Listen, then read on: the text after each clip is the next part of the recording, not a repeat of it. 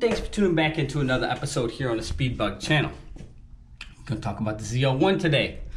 Now, I'm just saying we do a little bit of racing in it while she's still stock and stuff like that. And you've seen me do some other videos on the Corvette and things like that. And I think we can all say, out of the box, it's a bad bitch right here, right? You already know. She definitely looks more aggressive than the Corvette, that's for sure. Definitely more muscular, meaner. The Corvette is definitely more sexy. This car is definitely meaner. Like, how about like the Trans Am and this car? Like, they're definitely meaner.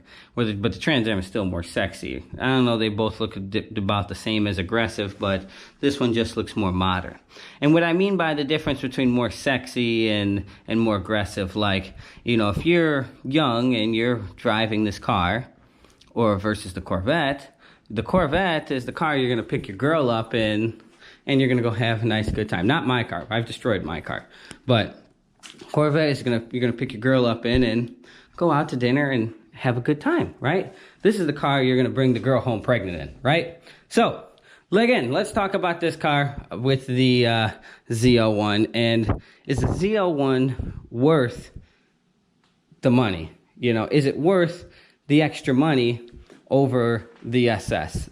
Now, fully loaded SSs and stuff like that, you're looking close to like that, about that $60,000 range, fully optioned out, right? Where this car right here, 100% was just about $70,000 when I was done negotiating and doing everything about it. So, is it worth the extra money? Is it worth the extra money? Is it, let's just call it 70, 75 if you don't get any good incentives or you're not good at negotiating or this, that, whatever. Is it worth it? Is a Camaro worth $75,000, $80,000 as opposed to maybe a used SS that you could probably get in the 40s to 45? Well, it's an entirely different car. Is it worth the extra money? Depending on how far you really want to go with it. The interior is much nicer. Now, I can show you this. And I'll take you guys over for the ones that haven't seen it in the reveals. I don't want it to hit my motorcycle, but it can rest against it. There we go. As you can see, the Alcantara. Now, I'm not gonna lie, the interior is probably much nicer in this thing. At least the finishes on the material are than the Corvette. Nice Recaro seats, Alcantara steering wheel. Got the suede in the headliner, just like the Corvette, the illuminated door sills. You could change all the colors here. You're all teched out, with the reverse rear view mirror with the camera and stuff like that. Obviously no back seats, which are useless. Red stitching, which is what I chose.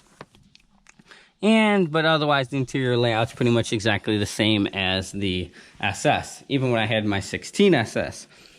The real magic and everything is under the hood and in the powertrain. Now, is this car much better? Now, I can open the hood and show you guys as well, so you guys can see this. We don't do any crazy editing here. We keep it raw, we keep it real. Now, and you guys can still see my car is still 100% bone stock.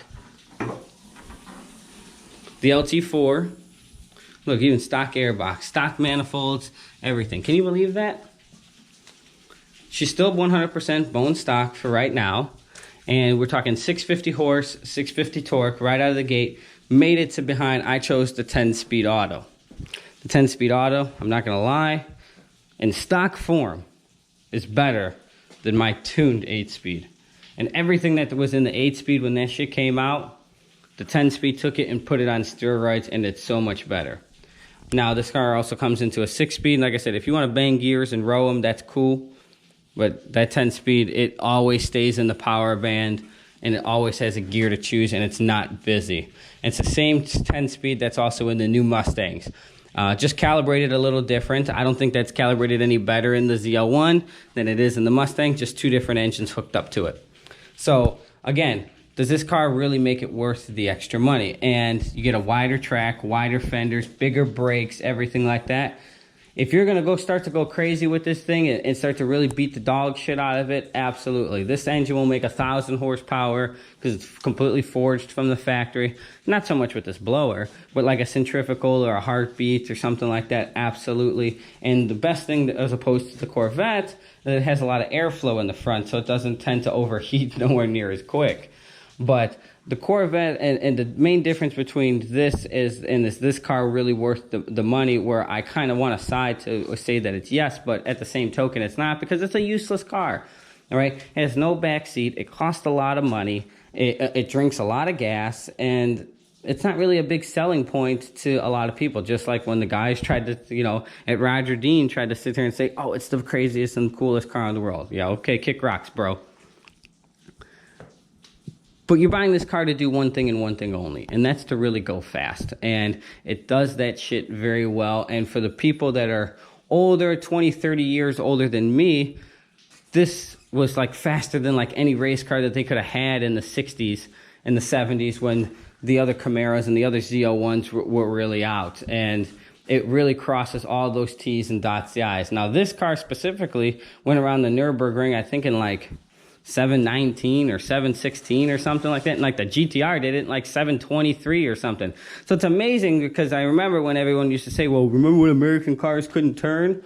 Well, that's a whole nother ball game, a whole nother story. Now, it's a couple seconds here or there. Yes, that's a lot on a racetrack, but you're never going to notice that on the street. But what I'm getting at is the simple fact is that this car can handle just as well as a supercar. Yes, a GTR is technically a supercar. Can it handle as well as a Huracan and a Lamborghini? Absolutely. Is it as fast? Absolutely, 100%. I didn't say it's faster. I said it's as fast. Don't get my words twisted up and stuff like that. But so, is the car really worth the money? Absolutely, if you want to have fun and have an extra toy and just go really fast. It works and does everything very functional. But if you don't like American shit and you don't like American cars and you want to be exclusive, then this is definitely not going to be the car for you. Because if someone doesn't know a lot about cars, they're going to be like, hey, are you outside in that white Mustang? Well, hey, they're not going to know the difference. Or if you pull up into a V6 Mustang, or excuse me, V6 Mustang, V6 Camaro, and you pull up next to it in this, where V6 Camaro is 20 grand, this thing's almost 80, you can tell the difference side by side. But if they're going down the street, unless you're a car guy or car girl, you're not going to know the difference. But everything's underneath it. So this car really shines and plays well a lot on the racetrack, and its manners are fantastic, and it's great because of its magnetic ride. And I truly believe one thing that GM has perfected and have come out with probably in the last decade, probably better than any other manufacturer, is an overall package. I ain't say the best suspension in the world, as an overall package, is probably magnetic ride than any other manufacturer out there, because it's so adaptive to all conditions. Yes, there are suspensions that are better than it and that do one thing better, but as an overall perspective and better, yes, because you can tune it on the fly with the controllers and everything that works all integrated through the CAN bus, and it's great. And another reason I got this car more is the street version versus the 1LE, which the 1LE is faster around the racetrack, same power plant, but rides shittier on the road, because the road is bumpy. The racetrack is smooth. Where I want to be able to take this and drive this far and be comfortable and not have to pee before I get off the frickin' highway because it's bouncing all over the place because it has Racecar suspension.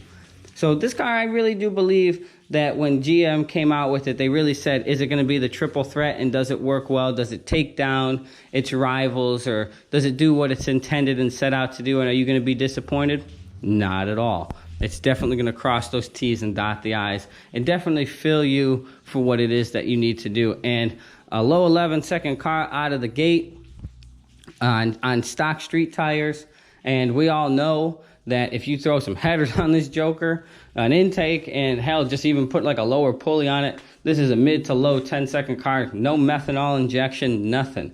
And that's what I plan on doing, is just a bolt-on car. And we're talking like less than 5 G's putting it into it, and it's like 5 G's for like a catback for like a Lamborghini. So you be the cost and whatever makes sense to you. I'm not going to sit here and tell you that the Lamborghini is a poor investment, because the Lamborghini is still going to turn way more heads than a Camaro. overall. But if you're you're an American person or American car guy, sometimes you just like American stuff more over the spaghetti cars. But I've worked on them all. They're all great. I love all cars. As you guys could see in everything that I have around me, I'm not particular to one brand. I like everything. Everything. You know, Yamaha. Where's my, I think I have my Lexus banner right here from when I had my, I like everything. And that's just fun and the way to keep it. And I just wanted to give you guys a quick review. I think this car is worth the money if you really intend to use it for what its purpose is and to really play with it and have fun, or just maybe just want to go do big badass burnouts. It's good for that too. So I think that's going to wrap it up here for today's video. I hope you guys like what you saw. Facebook, Instagram at The Speed Bug. Same name here as YouTube. Peace.